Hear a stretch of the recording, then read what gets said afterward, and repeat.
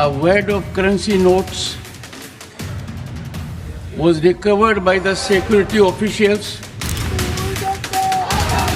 अगर ये गंभीर नहीं होती तो मैं इसको हास्यास्पद समझता। जिनके खुद के बही खाते बेहिसाब बिगड़े हैं वही हमसे सारा हिसाब लिए फिरते हैं।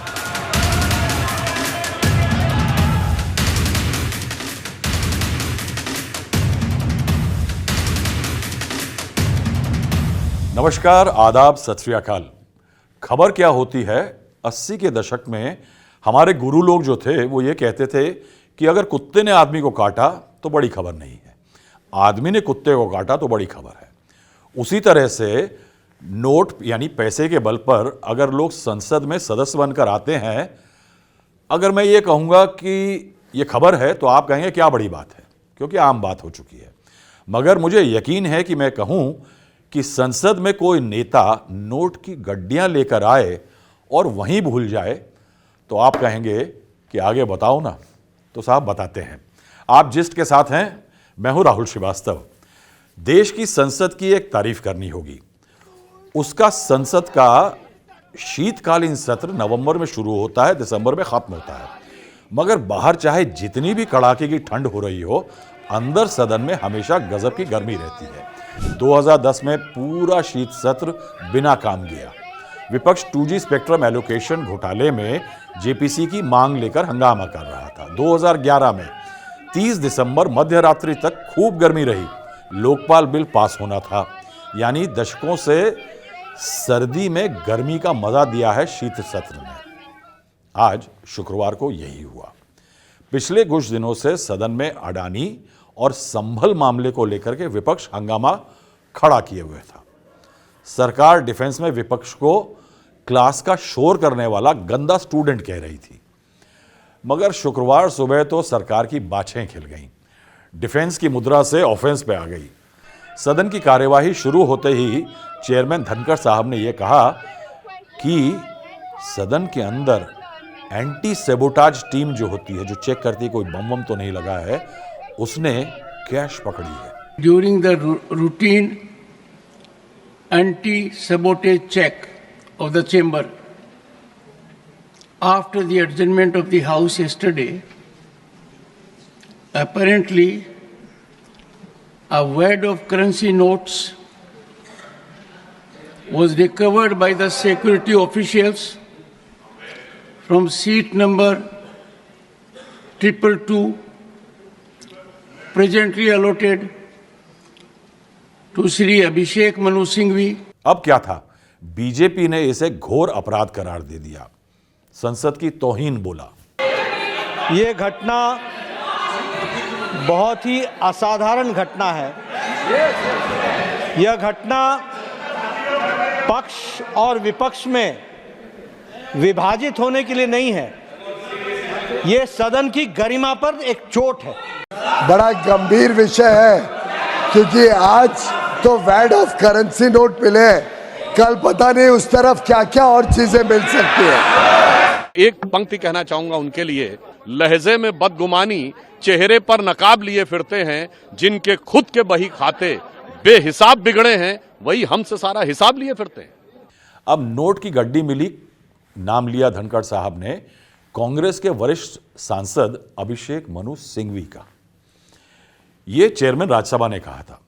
उसके जवाब में सुनिए सिंघवी साहब ने क्या कहा। मैं कल फॉर्चुनेटली या अनफॉर्चुनेटली 3 मिनट के लिए आया था सदन में 12:97 पे और 12:57 पे, और 1 बजे उठ गया था हाउस।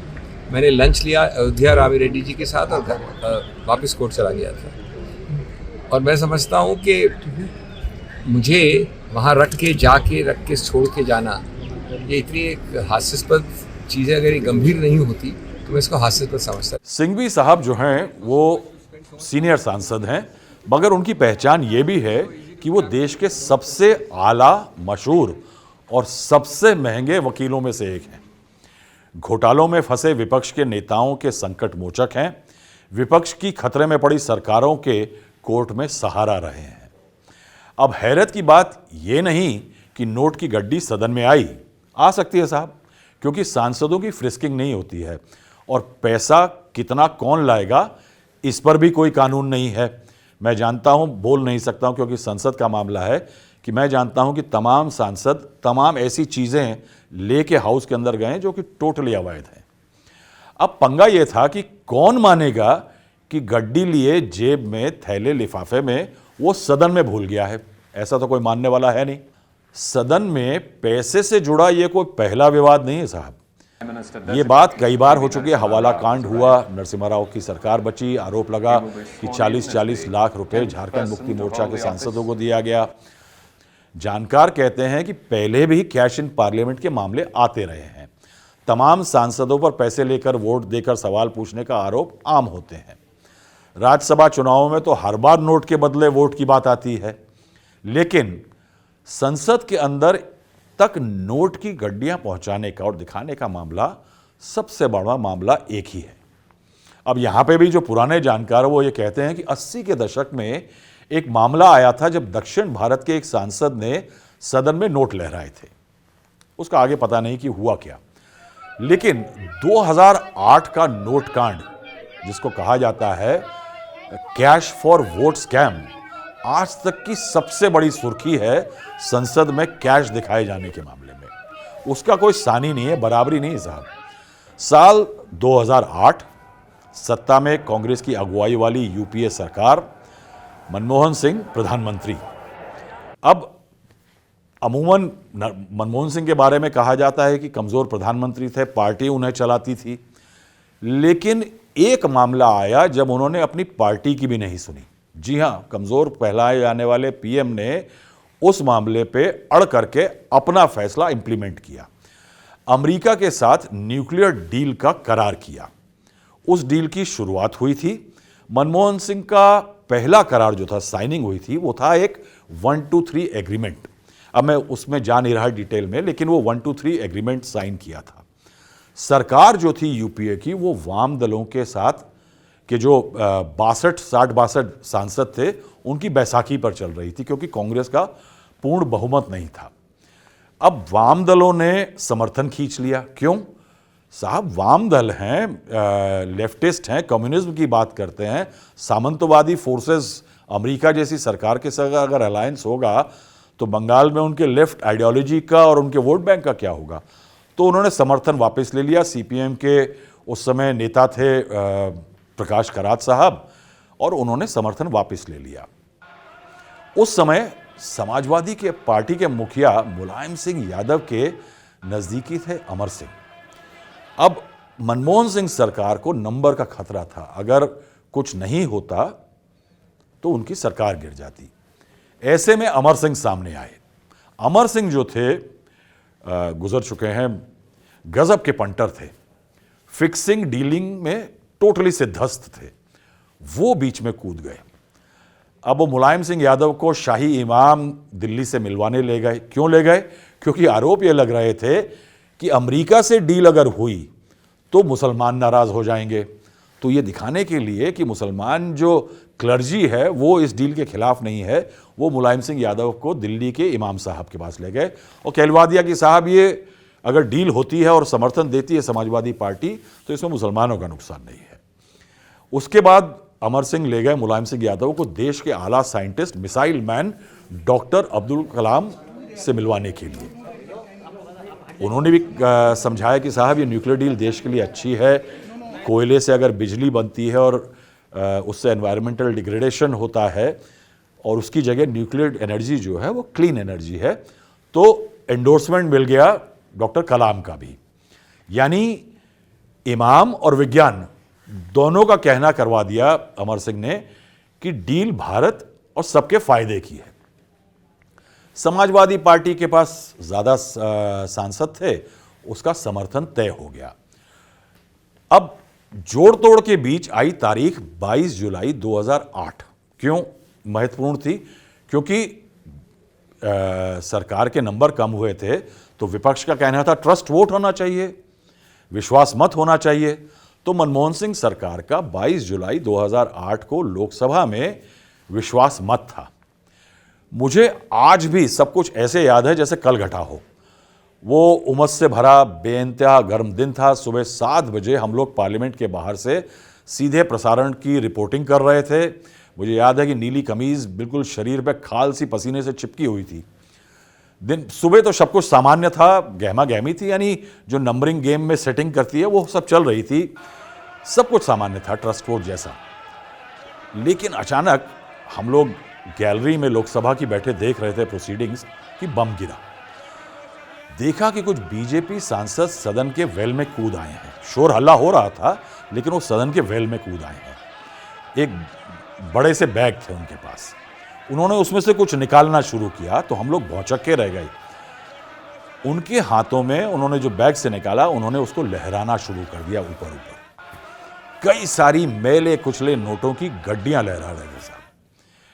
उसमें थे बीजेपी के फग्गन कुलस्ते, अशोक अर्गल और महावीर भगोड़ा। मुख्यतः आरोप यह लगा रहे थे कि उनको ट्रस्ट वोट में सरकार का साथ देने के लिए ये रिश्वत मिली है और वो उसे एक्सपोज कर रहे हैं। हम भी हैरत में थे कि साहब कितना नोट है, तो उड़ती उड़ती खबर आई कि करीब 1 करोड़ रुपया है। मामले में हैरत की बात यह थी कि स्पीकर सोमनाथ चैटर्जी जो सीपीएम के पुराने नेता थे, स्पीकर बने थे कांग्रेस और लेफ्ट पार्टियों के करार में, उन्होंने ट्रस्ट वोट को सस्पेंड नहीं किया। उनके वामपंथी साथी नाराज भी हुए। मनमोहन ट्रस्ट वोट हुआ, मनमोहन सिंह सरकार को वोट मिल गए, सरकार बच गई और ट्रस्ट वोट जीत लिया गया। I'd like to make it clear once again that none from the Congress party or the government indulged in any such unlawful act. ये प्रधानमंत्री की आदत है। मुझे कुछ पता नहीं, मुझे जानकारी नहीं थी, मेरे लोगों ने कुछ नहीं किया, ना मेरी पार्टी ने कुछ किया, ना मेरी सरकार ने कुछ किया। इसके बाद हंगामा चलता रहा, विपक्ष हंगामा करता रहा, वाम दल हंगामा करते रहे। बाद में सामने आया कि पूरे मामले के पीछे एक स्टिंग ऑपरेशन भी था। बीजेपी जानती थी कि मनमोहन सरकार समर्थन ढूंढ रही है। लाल कृष्ण आडवाणी के करीबी एक सज्जन है सुधींद्र कुलकर्णी, उनके जरिए अमर सिंह को संपर्क हुआ, क्योंकि अमर सिंह जो थे वो समर्थन जुटाने में लगे थे, इतना समर्थन जुटाने में लगे थे कि मुझे याद है कि उनको एक स्पेशल इनविटेशन मिला था न्यूक्लियर डील करार के बाद, जब वाम दलों ने समर्थन वापस ले लिया। उसमें वो 10-15 दिन अमेरिका भी घूम आए थे और अमेरिका से घूम के आने के बाद उनका जो रिटर्न था, ट्रिप बड़ा सीक्रेट रखा गया था। रिटर्न पे आने के बाद मैंने किसी तरह पता लगा लिया था और उनको मैंने एयरपोर्ट पे पकड़ा था। उन्होंने तब क्लियर कर दिया था कि वो न्यूक्लियर डील पे समाजवादी पार्टी समर्थन देने वाली है। बहरहाल कुलकर्णी के जरिए जब अमर सिंह से संपर्क हुआ तो नोट के बदले वोट की सेटिंग हुई। पैसे अमर सिंह के एक राजदार के जरिए दिए गए, यानी झांसे में आ गए थे लगता है। इसमें एक और एंगल था, एक चैनल के साथ डील हुई थी बीजेपी वालों की कि वो इस मामले की पूरी हिडन रिकॉर्डिंग करेंगे, स्टिंग करेंगे। तो एक चैनल के रिपोर्टर और हिडन कैमरा इन डीलिंग की गुप्त रिकॉर्डिंग कर रहे थे। इधर क्या हुआ कि विपक्ष सरकार के पीछे पड़ा रहा, क्योंकि उससे लगता था कि साहब उसके पास सबूत है। It's a very serious question of public morality, or a question adverse to public morality, which the Honorable Prime Minister has raised. He cannot forget he's a lawyer, and therefore tries to prove a case that does not exist,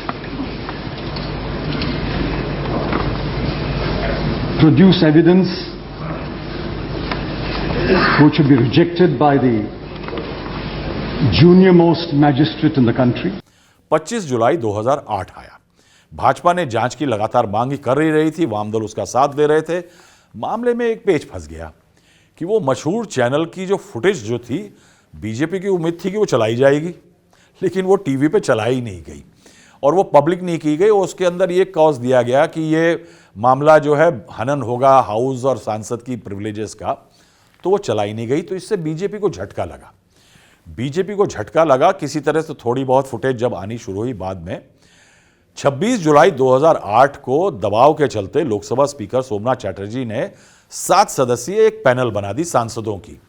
30 जुलाई 2008 को कांग्रेस के सांसद थे किशोर चंद्र देव, बहुत सज्जन पुरुष थे, उनकी अगुवाई में एक समिति बनी, उसने जांच शुरू कर दी। जांच काफी लंबे समय तक चली। 10 दिसंबर 2008 को देव समिति ने लोकसभा में अपनी रिपोर्ट पेश कर दी।